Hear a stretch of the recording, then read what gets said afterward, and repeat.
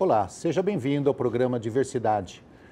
Muitas vezes a gente debate na sociedade, em conversa com os amigos, de que o videogame é um fator de atrapalhação, um fator de problemas dentro de casa, porque as crianças ficam a noite inteira jogando e esquecem de estudar, dormem até mais tarde porque a noite fica no jogo, e a gente olha este lado do vídeo somente como um lado negativo, mas como nada nesse mundo tem somente um lado, nós temos que ver quem descobriu os lados positivos do videogame. Por exemplo, existem campeonatos mundiais em que pessoas se profissionalizam no videogame e ganham milhões de reais em campeonatos mundiais, como eu já disse.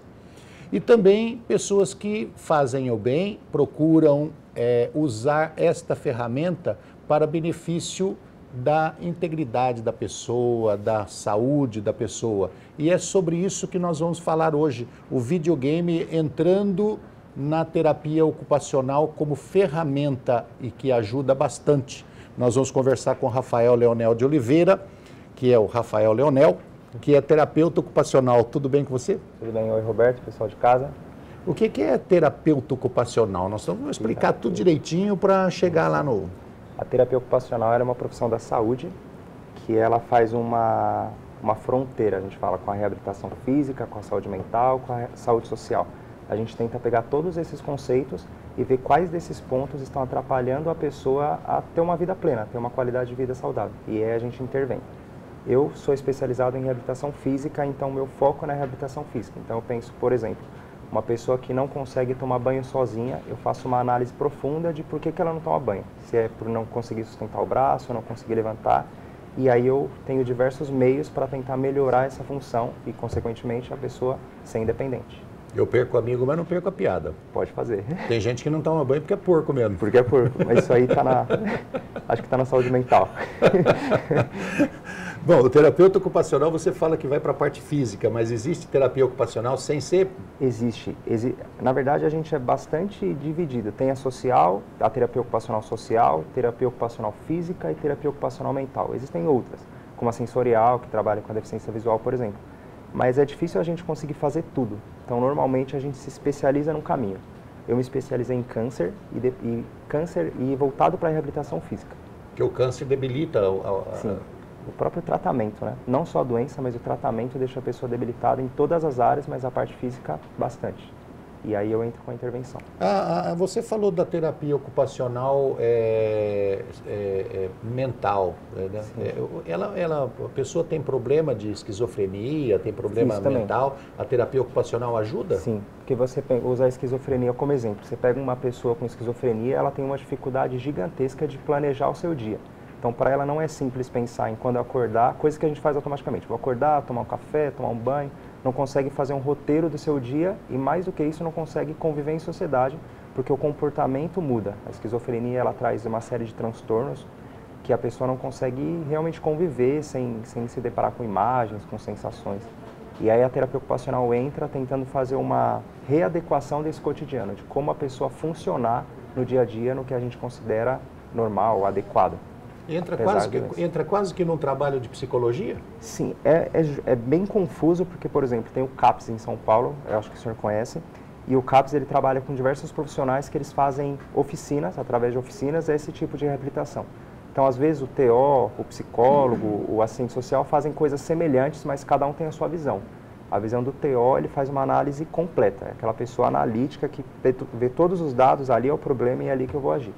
Mas não seria tão diferente de um psicólogo nesse contexto de saúde mental, que a gente chama. Então tem uma população gigantesca no mundo precisando de terapeuta ocupacional? Tem, muito. Porque já que ela atua em diversas frentes, você está falando na parte psicológica, na parte sensorial, na parte física, cada um tem o seu problema e às vezes a pessoa consegue conviver com aquilo normalmente ou às vezes nem percebe, não está atento de que ele precisa de melhorar num determinado segmento, numa determinada posição da sua vida e não percebe que precisa de um terapeuta ocupacional. Mas nós que fazemos essa análise constantemente, estou aqui entrevistando pessoas e falando sobre o assunto semanalmente, a gente percebe que muitas pessoas precisariam desse tipo de treinamento ou tratamento. Você sabe como as pessoas me perguntam muito isso. Hoje eu trabalho no hospital e na área física tem a terapia ocupacional e a fisioterapia, que as pessoas falam qual que é a diferença, e na saúde mental tem a terapia ocupacional e a psicologia. Quando alguém me pergunta qual que é a diferença, eu sou sempre objetivo. Eu falo assim, olha, eu sou a pessoa que você imagina que eu posso fazer qualquer coisa, porque tenho conhecimento um pouquinho de tudo. Você me fala qual que é o seu problema, se for uma questão de análise, de eu conseguir melhorar a sua vida com o que eu tenho capacidade de fazer, eu faço. Se eu perceber que é uma coisa muito profunda, entrando na saúde mental, aquelas questões, por exemplo, de crianças que sofreram abuso, é uma coisa tão profunda, mas tão profunda que eu adequar o cotidiano dela ou tentar fazer um ressignificado disso tudo não é suficiente. Então a psicóloga vai lá no que é mais profundo e às vezes a pessoa nem tem compreensão disso. E na saúde física, mais ou menos o mesmo caminho. Eu falo para a pessoa, eu vou te reabilitar dentro do que eu sei. Quando eu perceber que é uma questão, por exemplo, de marcha, de andar, que é uma coisa que eu não tenho experiência, aí é com o fisioterapeuta. Ou, por fim, quando não dá para fazer a reabilitação, mas eu vou adaptar alguma coisa. Então a pessoa, talvez, ela amputou o braço. Não tem como reabilitar um braço amputado. Mas eu vou adaptar para que mesmo aquele braço amputado tenha uma função, que ele possa ser útil de alguma maneira. Fazer um gancho, fazer um gancho, uma órtese, uma prótese. Dependendo da função que o cara queira exercer com aquele braço, sim, ou dependendo da atividade física dele, você vai colocar uma prótese ali que seja funcional. Exatamente. Então eu resumo assim, a terapia ocupacional não é que ela pode fazer tudo, mas a gente tem um pouquinho de todas as coisas. E se a gente fizer uma análise bem profunda, a gente sabe onde a gente pode intervir ou encaminhar para um colega que é mais especialista, né, nisso. Não, as pessoas que são completamente leigas no assunto confundem mais uma profissão, que é o fisiatra. Né? Então o pessoal fala, tem o fisiatra, o fisioterapeuta e o terapeuta ocupacional. Por que esses três? O que faz os três? Rápidas pinceladas, vai. Fisiatra. Fisiatra é o médico especialista na reabilitação. Uhum. Então ele é um médico que vai passar o diagnóstico e ele vai passar que vai receitar remédio, que vai receitar para a reabilitação. Se ele precisa de um fisioterapeuta, se ele precisa de um TO, o fisiatra é que vai fazer a indicação médica. O fisiatra indica todo mundo. É a raiz. Depois, qual que era a dúvida? O fisioterapeuta. O fisioterapeuta, ele cuida da reabilitação física e aí vou separar assim mais grosseira, o que é mais global. Um geralzão. O terapeuta ocupacional vai cuidar da reabilitação física mais fina, mas quanto menor, mais terapeuta ocupacional e, além disso, adaptar. Às vezes não dá para reabilitar, mas eu vou adaptar. Fazer exercício. Eu passei por fisioterapeuta, não passei por TO.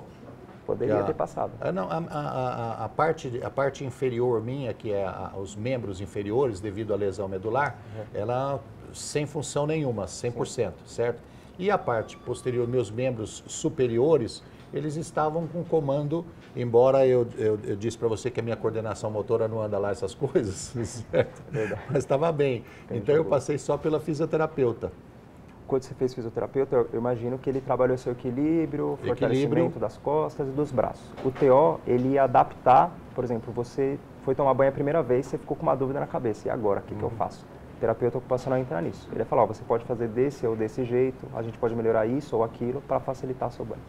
Ok. O Rafael, e quando é que você começou a associar a história ao conhecimento de videogame na terapia ocupacional? Veio da vida pessoal. Eu sempre fui uma Você criança... é aquele cara que passava a noite inteirinha jogando videogame e falou assim, poxa, peraí. Nós somos em 8. Então a gente tinha uma regra em casa, quem acordasse primeiro podia jogar, a gente dividia 1 hora cada um. Então se eu acordasse tarde, eu ia jogar só à noite. Então eu era criança que acordava às 5 da manhã para jogar antes dos 7. Mas meu pai, ele trabalhava muito para sustentar a gente e pra gente se entreter em casa, a gente tinha videogames. Então, através dos videogames, eu fui usando na vida pessoal. Fui gostando, pegando gosto, tive todos os videogames. Mas também jogava com 7 atrás olhando, né? Jogava com 7 atrás e esperando a hora deles, né? Então, quando eu perdia, tinha que passar. Certo. E aí você descobriu que tinha uma relação com a sua profissão? Eu descobri isso depois. Quando eu entrei na terapia ocupacional, eu não pensava em usar o videogame. Eu, na verdade, pensava em trabalhar com criança com deficiência intelectual, com síndrome de Down. Depois, passar do tempo, a profissão foi me levando para a reabilitação física e foi me levando até o câncer. E aí que eu comecei a pensar em videogame. Porque o câncer, de alguma maneira, ele deixa a pessoa bastante debilitada. Fisicamente, psicologicamente, socialmente. Pensa que é aquela criança que tem vergonha de sair de casa, se cansa com qualquer atividade. E aí eu tentava pensar como que eu vou trabalhar um exercício físico divertido se eu não posso levar uma bola, às vezes, para uma criança como essa, se eu não posso levá-la para sair, porque tem questões de infecção. E o videogame, ele te coloca numa realidade alternativa, né? Tudo pode. Você pode ser um soldado, você pode jogar golfe virtualmente, você pode virtualmente estar em outro planeta. E aí que eu comecei a pensar, poxa, eu posso tentar levar o Eu não posso videogame. levar essa criança lá pro físico, pro real, Sim. mas eu posso colocá-la no imaginário. Exatamente. E aí surgiu a ideia e eu apliquei. Apliquei a primeira vez, começou a dar certo e estou aplicando até hoje. E os jogos são sempre atualizados ou tem um determinado tipo de jogo para... a pergunta não é essa, a pergunta é a seguinte, você pode utilizar todos os jogos ou tem jogos especializados na recuperação e na reabilitação? Então, isso é uma discussão muito grande, na verdade. Até 2 anos atrás, não existiam jogos de reabilitação. As empresas não se preocupam em fazer isso. O objetivo do videogame é entreter. Então, eu acho que dá para usar todos os jogos, desde que você faça uma análise. O terapeuta faça uma análise do que serve ou não serve. Mas hoje em dia, algumas empresas desenvolvem jogos para reabilitação. Então, eu faço parte de um mestrado e a empresa que é vinculada ao mestrado, ela faz jogos específicos para reabilitação. Mas é uma discussão. Tem os específicos, que normalmente eles são mais simples, e tem os que não são específicos, mas o terapeuta vai lá, analisa e pensa. Faz uma adaptação. Adapta. Quer dizer, você cria dentro do jogo que não é específico, você cria uma situação em que a pessoa desenvolva ali uma, que você falou, coordenação motora fina. Exato. E para a cabeça também faz bem? Ela consegue comandar? O jogo, existem alguns jogos hoje que o fundamento deles é entreter. Então, existem alguns jogos que são filmes jogáveis. São jogos que você controla a ação do jogador, as decisões do jogador. Então, hoje existem pesquisas que algumas pessoas conseguem utilizar esse jogo e reelaborar sua própria vida pensando no personagem. A gente transfere para o personagem. Então, a gente está jogando lá com um personagem e fala, o que essa pessoa faria? O que essa pessoa vai fazer? E você começa a tomar as decisões por ele e aí você vai tentando colocar para a sua vida isso também. Dá certo. É o maior da discussão, né? Que eu sei que você tinha falado antes da gente começar o programa, o senhor tinha falado sobre essa discussão. Se é bom ou não, traz violência, não traz, pode jogar, não pode. Mas existem os dois lados. A criança que faz tudo o que não pode fazer na vida real no videogame de uma maneira ruim, e existe a pessoa que, na verdade, vê as consequências ruins no videogame e fala, isso na minha vida não serve. Bom, nós estamos conversando com o Rafael Leonel, que é terapeuta ocupacional e está utilizando o videogame na reabilitação de pessoas dentro da terapia ocupacional. Nós vamos para um rápido intervalo e já voltamos.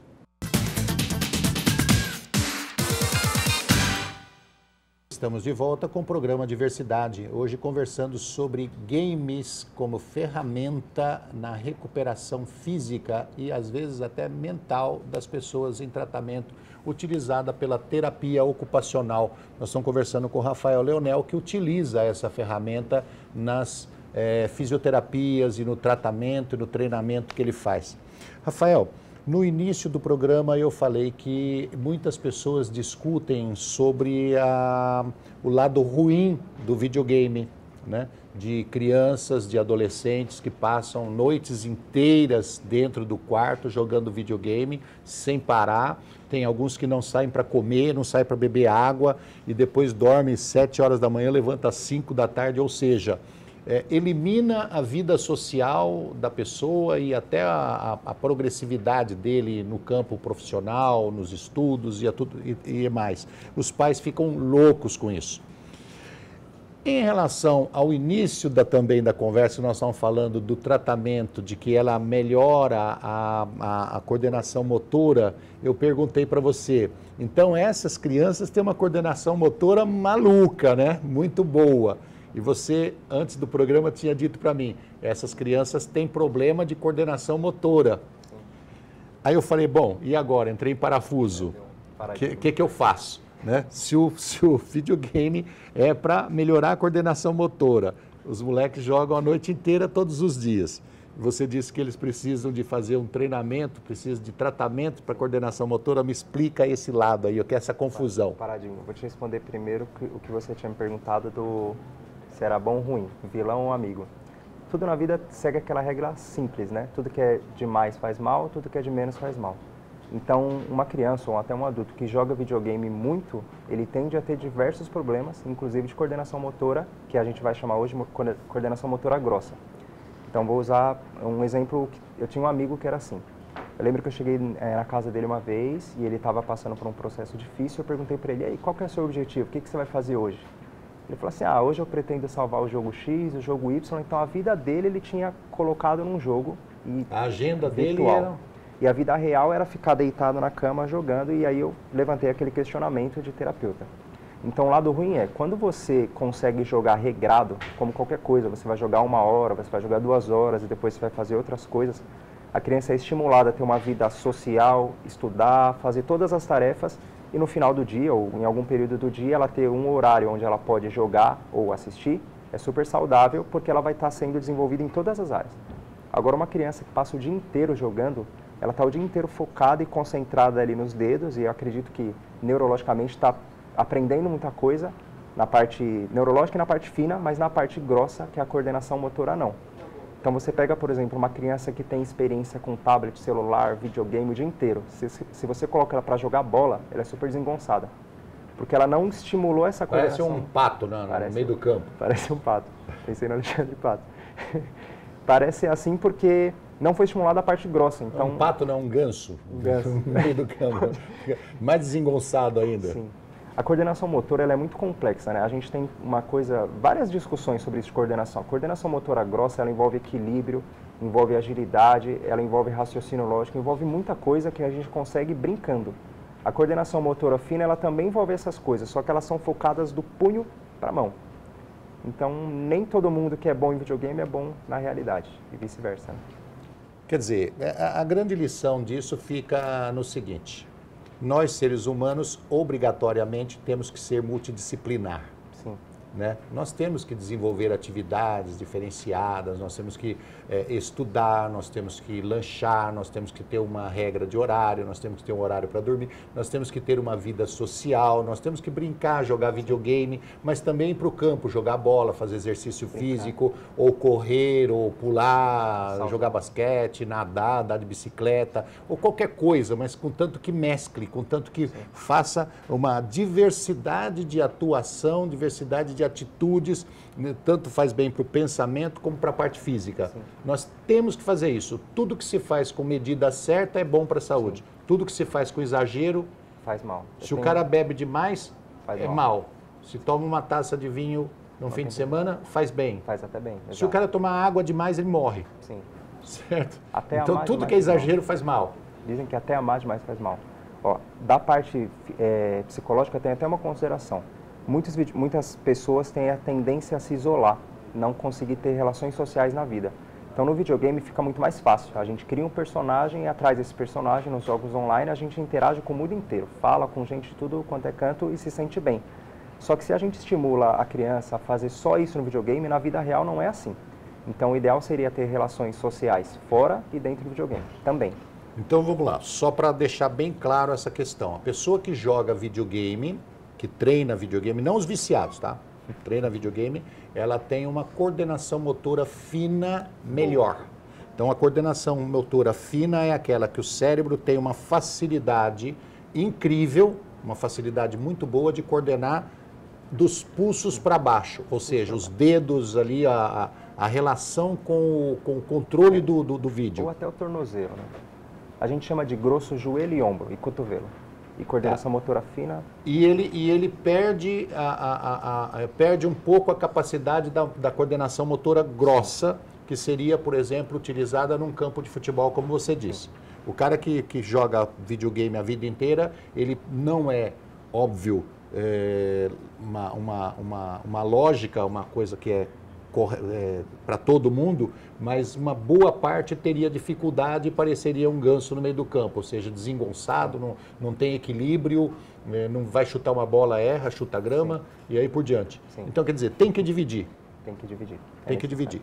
Bom, eu vi uma matéria há pouco tempo atrás sobre o uso de videogame também para pessoas com idade. Pessoas que vão ao longo do tempo perdendo a coordenação motora, ficam mais lentos, ficam com mais dificuldades, começa a tremer mais a mão, e que o desenvolvimento no computador, não só de videogames, como o desenvolvimento de programas de computador, ajuda a pessoa a melhorar sua capacidade de lembrança, ela lembra mais das coisas, ela começa a ter uma capacidade de organização melhor da sua vida, um sistema organizacional melhor dentro da sua vida cotidiana, dentro de casa, dentro da sociedade, e também começa a ter, como disse, uma coordenação motora melhor.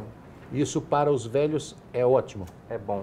Você sabe que hoje, na verdade, o videogame ele é uma realidade, porque, como eu te expliquei no começo, o videogame ele permite que você realize uma série de atividades que às vezes no mundo real não dá. Então, para os idosos, como você está falando, o videogame ele te dá uma série de estímulos que o idoso vem perdendo. O idoso tem a tendência a perder memória, atenção, como tudo isso que você disse.